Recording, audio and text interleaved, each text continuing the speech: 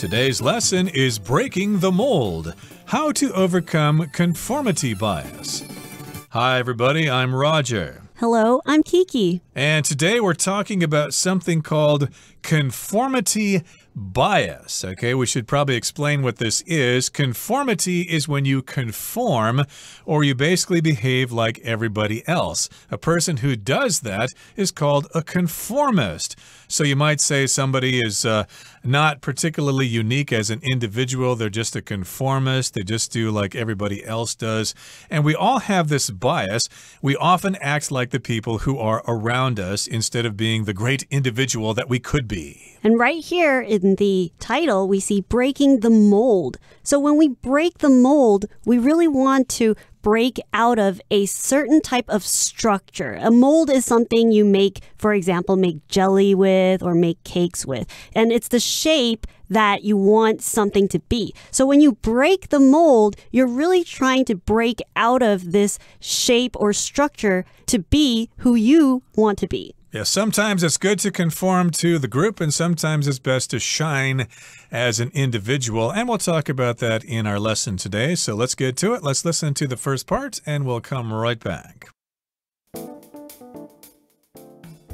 Breaking the mold. How to overcome conformity bias. It might seem like we all behave in a manner that is true to our individual thoughts, feelings, and desires. But the reality is that much of the time we act similarly to those around us, even if we would behave differently alone. In fact, conforming to the behaviors of others is so common that psychologists even have a name for it: conformity bias. 大家好，标题中我们来介绍名词 bias， 它的意思是偏见、偏袒或是偏爱、偏好。例如Humans have a number of biases which affect how we think and behave. 人类有许多偏见，而这些会影响我们的思考和行为。又或者说 The teacher should treat all the students equally and without any bias. 老师应该要对每位学生一视同仁，且没有任何偏袒。再来，我们看到动词 conform， 它的意思是顺从、遵守或是符合、遵从。例如Students are asked to conform to the school's rules. 学生们被要求遵守学校的规则。又或者说 This cushion conforms to the shape of one's back. 这款靠垫符合人体背部的形状。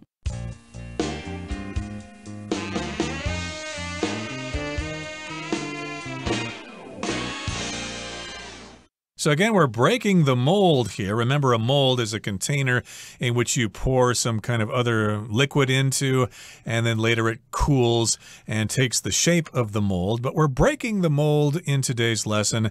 We're trying to stop a pattern that's been going on for a long time. And it might seem like we all behave in a manner that is true to our individual thoughts, feelings, and desires. So most of us probably think, yeah, I'm a unique person. I behave differently than everybody else. I'm a free person. I have my own thoughts and stuff like that. But it might seem that we all behave this way.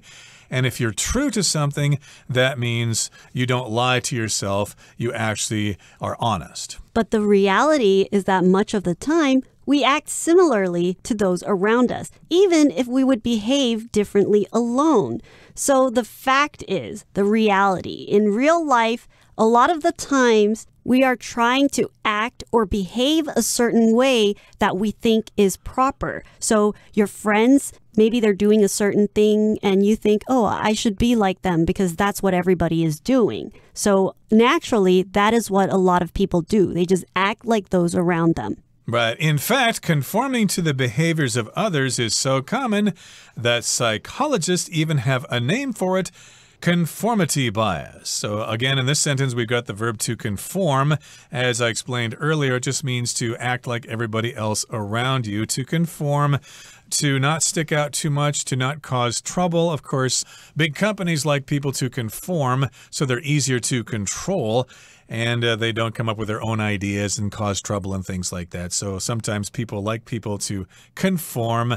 And yes, indeed, conforming to the behaviors of others is very, very common. So psychologists even have a term for it, conformity bias, which is what we're talking about today. So let's learn some more about this in the next paragraph. We'll listen first.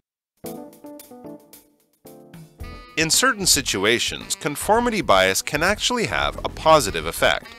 For example, people are more likely to engage in pro-social behaviors, such as giving to charity or picking up trash at the beach, if they see that others around them are behaving similarly. This effect is particularly strong when the behavior in question is common among members of an individual's immediate social group, but it can also occur at a broader cultural level. It's important to note, however, that the positives of conforming should be balanced with a careful evaluation of the behavior itself. Indeed, it's key for individuals to determine whether a behavior is truly helpful or moral before conforming to a social norm. Blindly following the majority can cause people to act against their better judgment, and in extreme cases, it can even lead people to carry out harmful acts against others. 第二部分我们看到名词 evaluation 这个字的意思是评估或是评价。例如 Your first performance evaluation will take place 6 months after you join the company. 你的第一次绩效评估将在你入职的6个月后进行。或是 The teacher made an evaluation of each student in her class. 那位老师对他班上的每一位学生进行评价。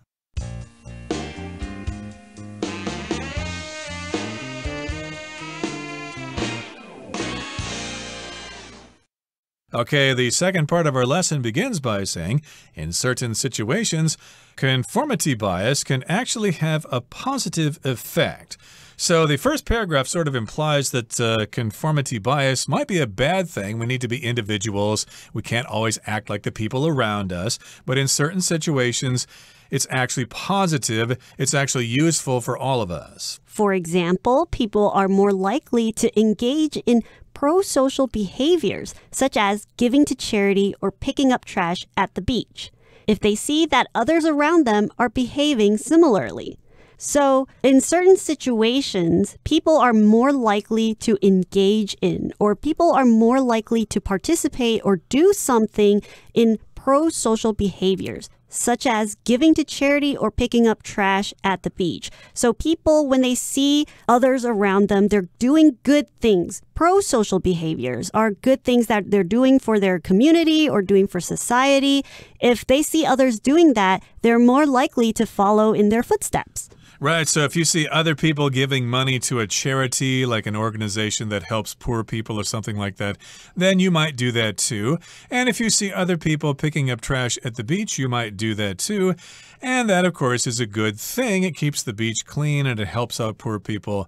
And this effect is particularly strong when the behavior in question, or when the behavior we're actually talking about, is common among members of an individual's immediate social group, but it can also occur at a broader cultural level. So you do see this effect when we are amongst our immediate social group. Your immediate social group is the social group that you belong to, your friends, your classmates, your coworkers, etc., etc. That's your immediate social group. And indeed, that is the behavior in question or the behavior we're talking about.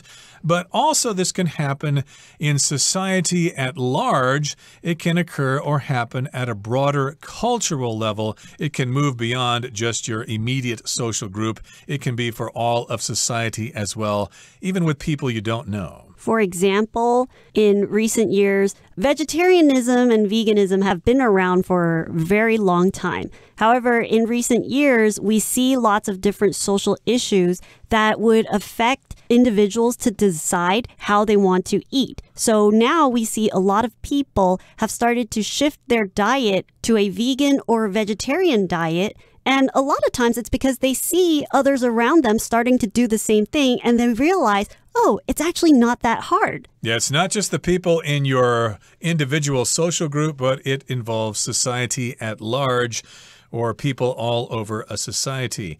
Now, it's important to note, however, it's important to remember that the positives of conforming should be balanced with a careful evaluation of the behavior itself. So you need a little bit of a balance here. You need to evaluate different things here to make a certain kind of balance here. Evaluation, that's the noun form of the verb to evaluate.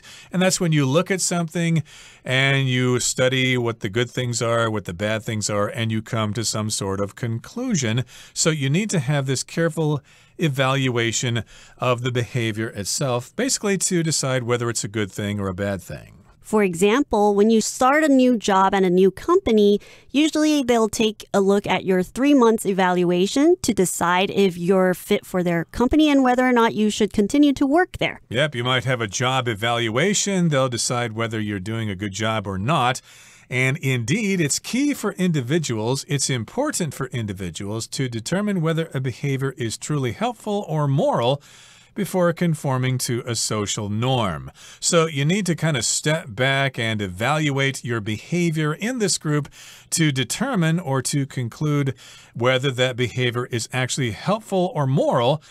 And you need to make that determination before you conform to a social norm. So indeed, this is just basically telling us that you should not just act like other people just because that's how they're acting. You should step back and determine whether it's actually a good thing to act that way. And when the answer is yes, then go ahead and conform to the group. Here we see the word social norm, and this is referring to what is normal in our society or what is normal social behavior. And usually as an individual, you should decide whether or not this social norm fits who you are as an individual. Right, and blindly following the majority can cause people to act against their better judgment. And in extreme cases, it can even lead people to carry out harmful acts against others. A lot of people just want to do things because everybody else is doing it that way. But you need to determine whether what they're doing is good or bad. And it might go against your better judgment if you kind of think, I think what this group is doing is actually bad. It's actually immoral, and I should not be part of this. So indeed, you should not blindly follow the majority if you decide that what they're doing is actually harmful. And in extreme cases, it could cause people to carry out harmful acts against others. Like if you're a member of some religious cult or something, and the religious cult tells you that what you need to do is rob a bank or something like that. At that point, you might think, I don't think this is right. I don't think this group should be doing this. I'm out of here. When we see carry out, it could also mean to carry out a plan. So when you and your friend, you have decided on what you wanted to do for summer vacation, you planned your route, go to maybe Taichung and then to Kaohsiung and then Kending, and that was your plan. You decided to take the HSR to Zuoying and then take a bus to Kending. So you carried out your plan together. Right. You performed it. You did what you were supposed to do. And again, this is for extreme cases. If you're conforming too much to a group and you don't agree with what they're doing, it could cause harm to others. Okay, that brings us to the end of the second part of our lesson for today. Here comes the third part. Let's listen. To avoid the negative effects of conformity bias, individuals should cultivate critical thinking skills and actively seek out a wide variety of opinions. By questioning assumptions and challenging norms, people can develop more independent thinking and thus be less susceptible to conformity bias. Similarly, promoting a culture of constructive disagreement among social groups and organizations can help make sure that decisions are based on objective standards rather than subjective opinions or groupthink. In today's world, we're constantly connected to others via social media and other technologies. Therefore, it's particularly important to be aware of how conformity bias can affect our beliefs, desires, and actions. Awareness and understanding of the phenomenon will enable us to recognize its influence, take steps to avoid its negative impacts, and develop the skills needed to think critically and make more informed decisions about how to act. 第三部分我们看到单字 assumption， 它是名词，指的是假设、臆断或是假定。例如 Dan's decision to stay at his job was based on the assumption that he would be promoted.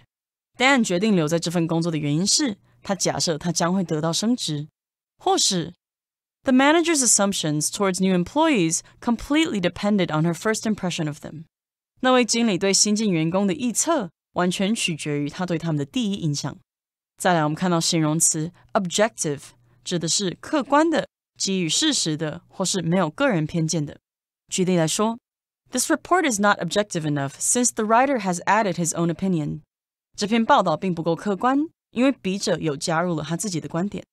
最后我们看到介系词 via， 也可以念成 via， 它的意思是经由或是透过。例如 We arrived at the hotel via the shuttle. 我们经由搭接驳车抵达饭店。又或者说 A representative from our office will contact you via phone or email.我们办公室的代表人员会透过电话或电子邮件联络你。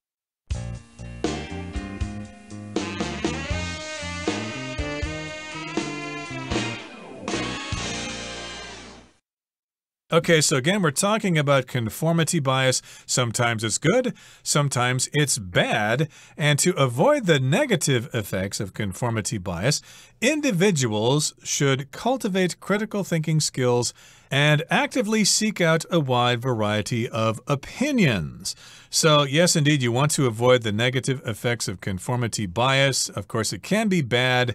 So you need to cultivate, or you need to consider having critical thinking skills. You need to use those critical thinking skills, and you need to seek out different opinions from different people. Is this group doing the right thing, or is it doing something bad? It's really easy nowadays with social media to be affected by conformity bias because of all the social media and internet. So it's really important for people to do their own research, to seek out, to go and look for other opinions and other voices before you make a decision. And it goes on to say, by questioning assumptions and challenging norms, people can develop more independent thinking and thus be less susceptible to conformity bias.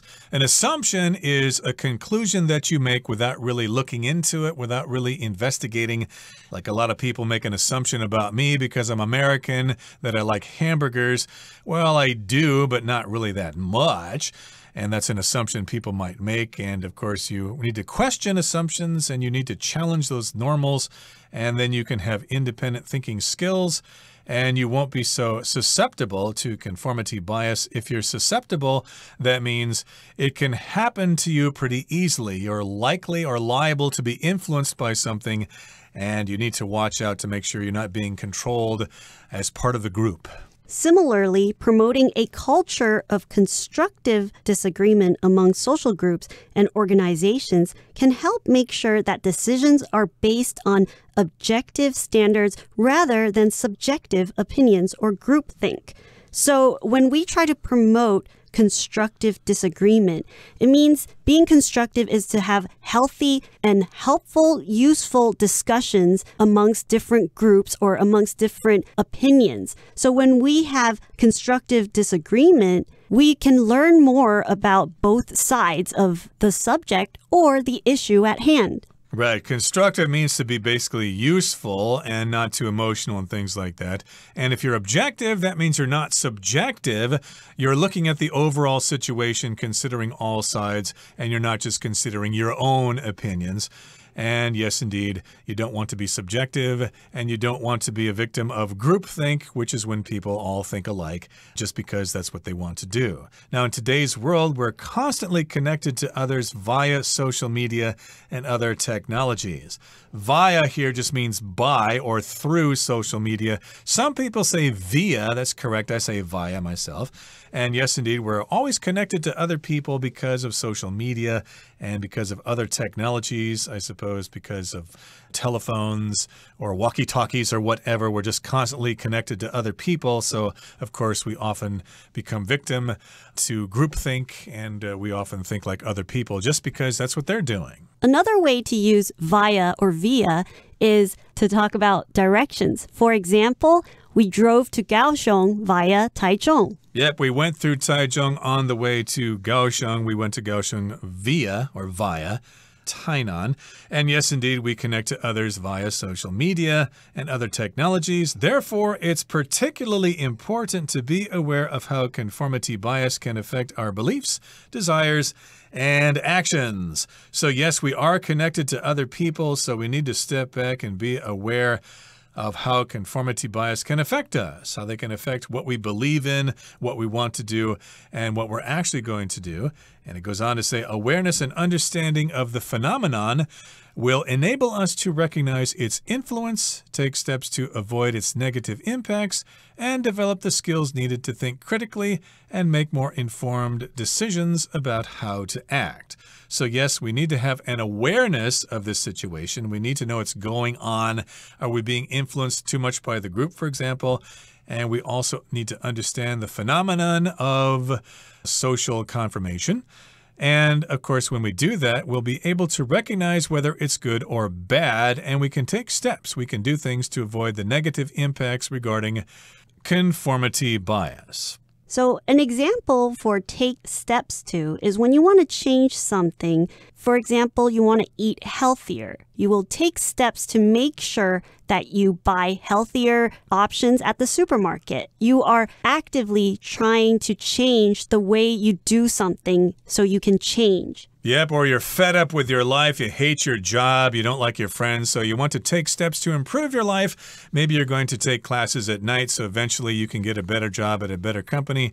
You can take steps to improve your life. In this particular case, we want to take steps to avoid the negative impacts of conformity bias, and then we can make more informed decisions about how to act. If you're informed about something, that means you have that information, and indeed, if you have a lot of information and you've done some research, you'll be able to make a very good decision about whether being in a group is a good thing or a bad thing. Okay, that brings us to the end of our explanation for today. Let's listen now to Hanny.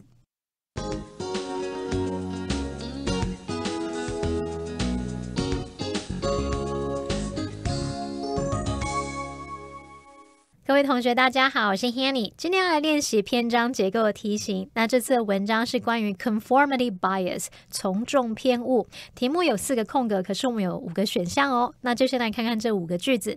选项 A Therefore, it's particularly important to be aware of how conformity bias can affect our beliefs, desires, and actions. 因此，了解从众偏误会如何影响我们的信念、渴望和行为尤其重要。那我们就可以推测这个句子的所在段落应该有说明从众偏误所造成的影响。好 ，B 选项 In certain situations, conformity bias can actually have a positive effect.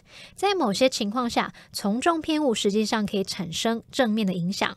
那我们就可以推测，在这个句子之后，应该会举例说明在什么样的情况下，从众偏误可以产生正面影响。那么选项 C In other words, conformity bias can foster a sense of belonging and cooperation within a group. 换句话说，从众偏误可以促进群体中的归属感和合作。那这边用到 in other words 表示换句话说，也就是说，那这意味着前面应该会有类似的叙述哦。再看到选项 D To avoid the negative effects of conformity bias,Individuals should cultivate critical thinking skills and actively seek out a wide variety of opinions.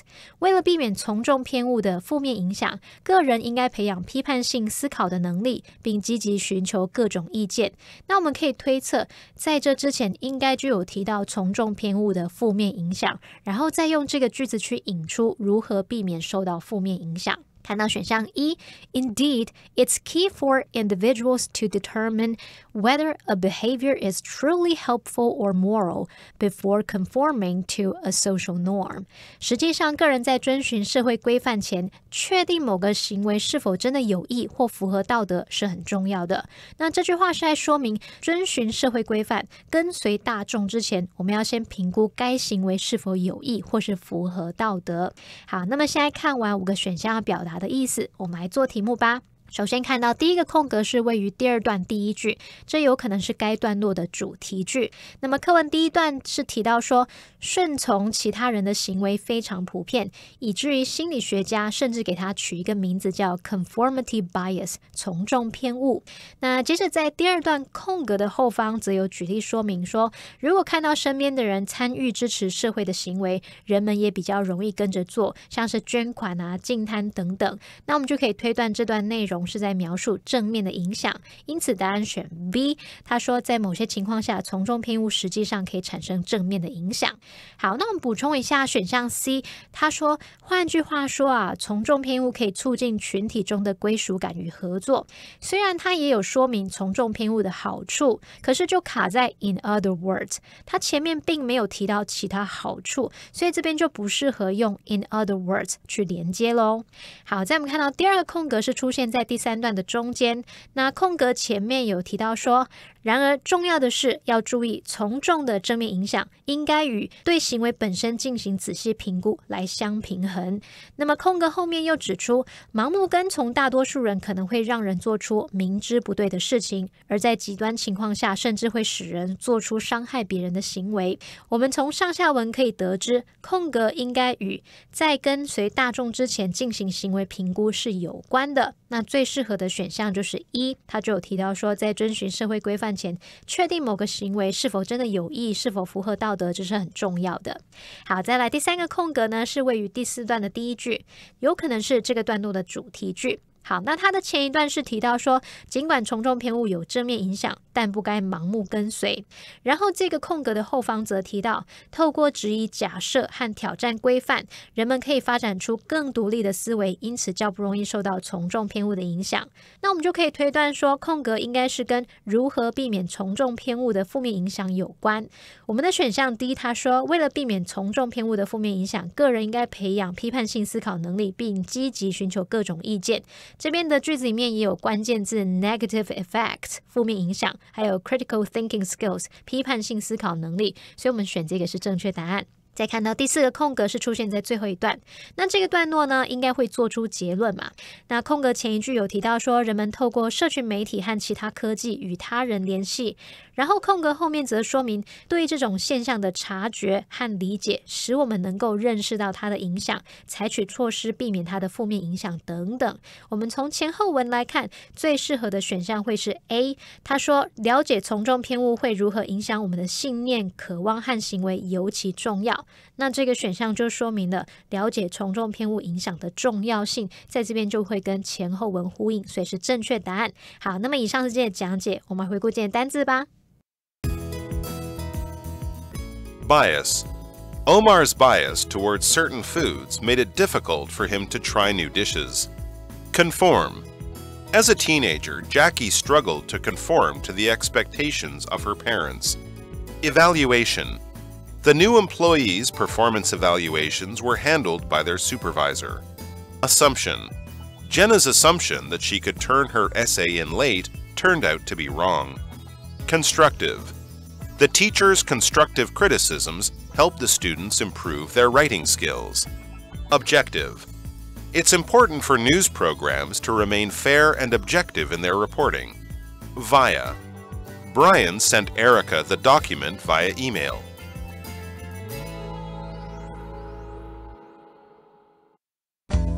Well, that brings us to the end of another edition of our program, and please make sure you join us again next time. From all of us here, I am Roger. I am Kiki. See you next time.